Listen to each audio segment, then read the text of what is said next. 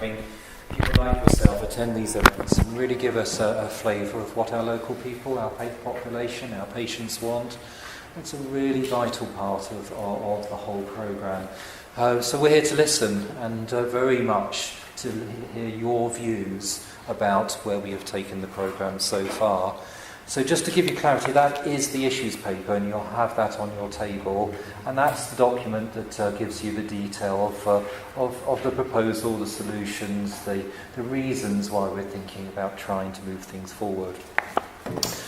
So more importantly than being a lead of a clinical commissioning group, I'm a local GP, I'm a local resident, and also a local user of healthcare services. So all of those factors means that we have an opportunity here to overlap what we're doing and getting the right thing for our local population.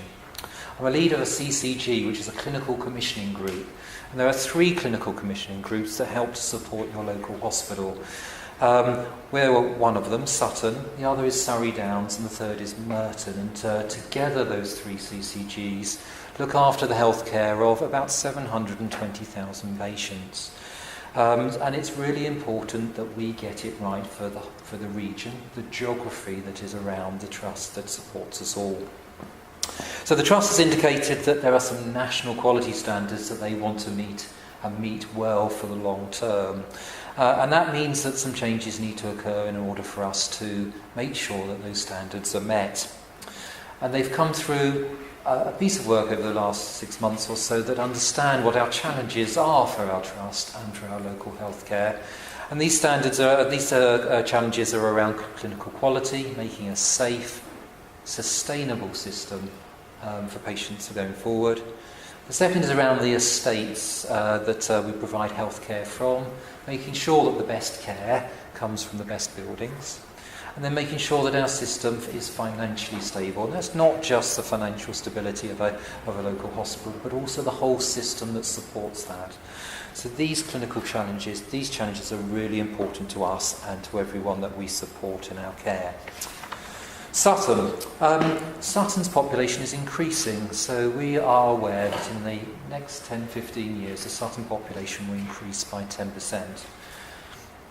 Those that are living in Sutton are getting on average older, and we anticipate that about 28% of our population will be above the age of 65 over the next few years.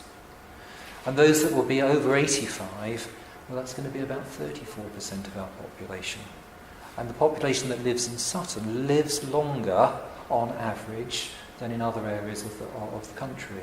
And we have to cater for that and make sure that we have the right healthcare provision for our population.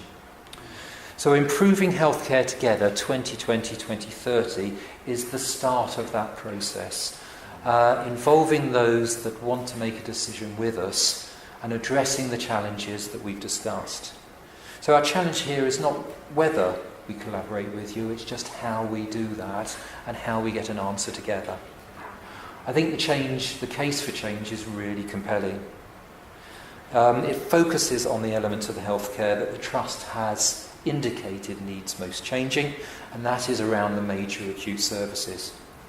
But there are many things that will not change, and some of those were indicated in the presentation earlier, but I'm actually going to extend the list further than the list that was on that presentation, and just have a listen to the things that are not changing. So your primary care will still be there in a very similar form as it is now. Community care, district nursing, outpatients, daycare surgery, low-risk antenatal and postnatal patients, imaging and diagnostics that support all that care, and having local beds and district hospital care on both Epsom and St Helier hospital sites that treat local populations. So I'm going to just put some commitments to you as one of the helpers in the CCG, the Clinical Commissioning Group, in trying to move this forward. My first commitment here is that we just make sure that we are going to involve patients and our population in this programme, that we're going to make sure that the vision is shared, that it is right, and that it builds on a better healthcare future for us all. That we would make sure that we maintain the right healthcare for all of us, sustain it, develop it, so that it's the high healthcare standards that you would want from us.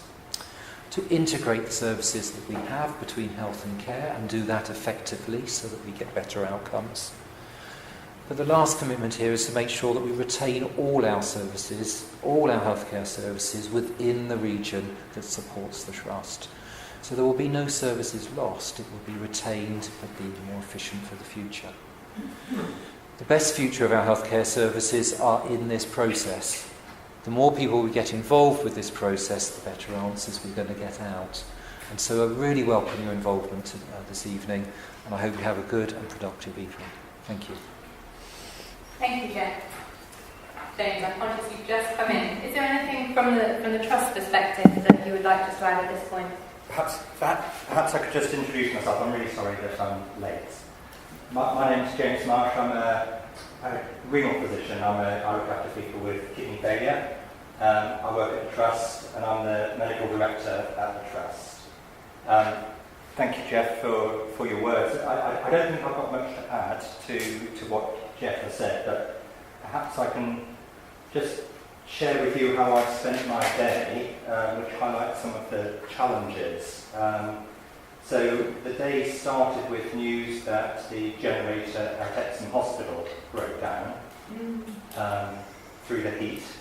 So that affected a number of our patient services and many of our staff and some of the accommodation that the staff live in. So a lot of work has been going on behind the scenes to repair that, but also to deal with the challenges that some of our patients faced in terms of getting their appointments in a timely way or their therapies. We've been very aware in this extremely hot weather that it's been incredibly challenging, not only for our staff but for our patients to feel comfortable on wards. And as Jeff highlighted, one of the major challenges that we face are that our buildings are not purpose designed for modern healthcare. And a key driver for what we want to think about is how can we design buildings that can offer the best quality care for you and for our staff to look after you in comfortable environment to get better. The other thing that I spent most of my day doing was talking to doctors, nurses and managers from all of the clinical teams who were sharing with me the difficulties that they're facing with the appropriate staffing levels to provide optimal care. And this is one of the big drivers that we have that really reinforces that we have to do something different. The way that we are providing care is not sustainable into the future for us to deliver the best quality care for the demands of increasingly complex modern health needs. And perhaps we can have further discussion around our tables about what really high quality care would look like for you when you're acutely unwell. So I welcome the opportunity to get involved and to participate in a discussion with you, but I think I'll stop there. Thank you, James. It's really helpful to have a perspective straight from the horse's mouth. That's really the end of the presentations from the front for today, because what we want to do is to have the opportunity to hear from you. And James and Jeff and the members of the team will be at your tables to have those discussions. What we'd like to do first is to focus on the beginning of the presentation. So looking at what are the issues that the CCGs and the Trust face, and what sort of vision should they have for healthcare in the area. So we'll have a bit of time just to talk through those at your tables, and then we'll have a longer session that looks at the potential solutions, which are identified in the issues paper, and get your perspectives on those each in turn. So I'll hand you over to your tables. Just a question. What is the status of Sutton Hospital? Because that's one of the sort of options. I thought that Sutton Hospital had virtually gone, it was a housing estate, so I know, I don't know where we are with that, and that might help others to understand. That's a good question, actually. Since, given that we're specifically in Sutton, it would be helpful. James, do you mind just giving a quick update?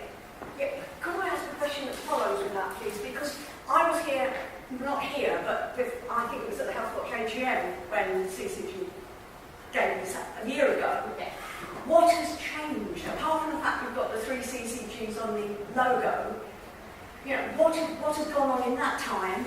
Because it seems that a lot of time and effort has been spent, and we're back at the same position. And that surely should be discussed by everyone, not just at our tables. So everyone will be at the table, so everybody will be able to... I have a question as well. Why are GPs not allowed to refer patients for MRI scans? Okay, so that's again a very specific question. So what I'd like to do is, James, if you would just give a quick kind of factual view of where we are on Sutton on the site, and then I'll ask Jeff perhaps to talk about the CCG's role and how that's different from the work the Trust is doing last year. I don't know if we'll be able to answer your specific question about MRI scans.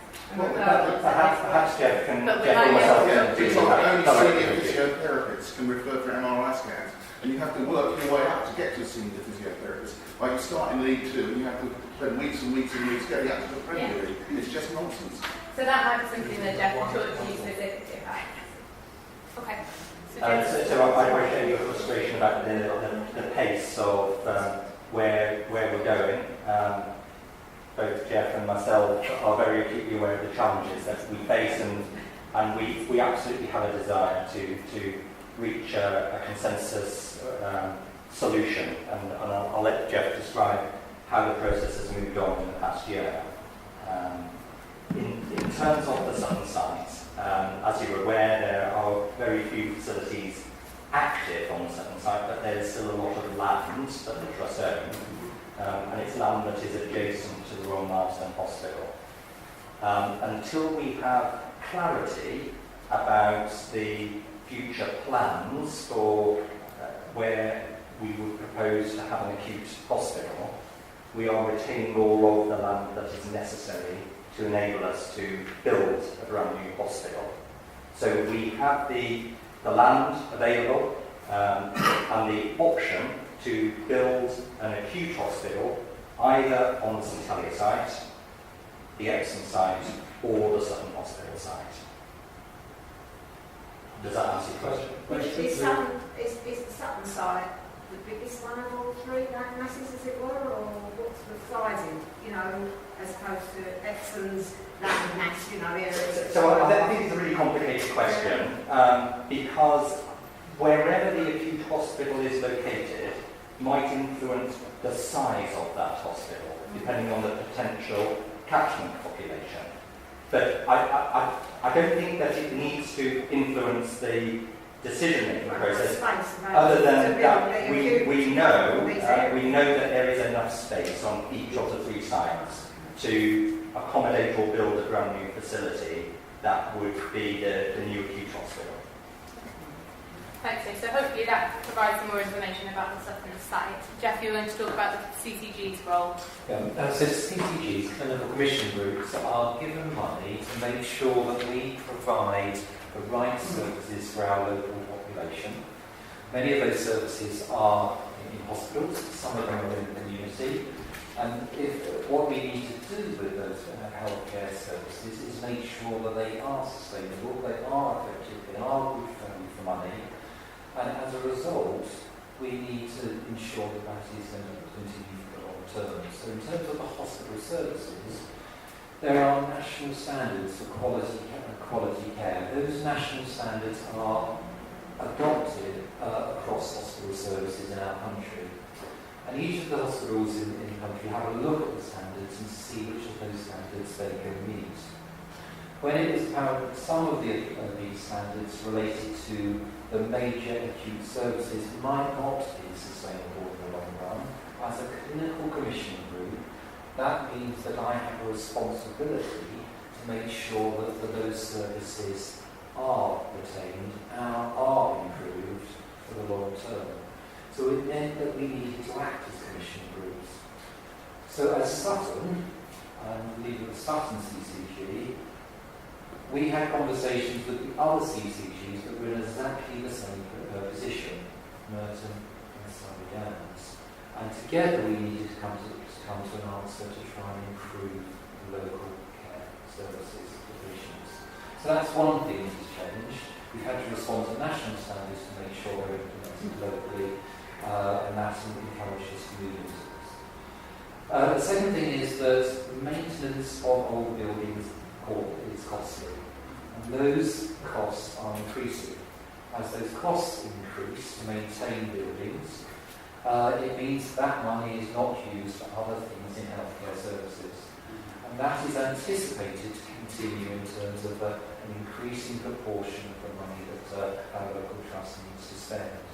So it's something about using money for healthcare wisely for the future and for the long-term future.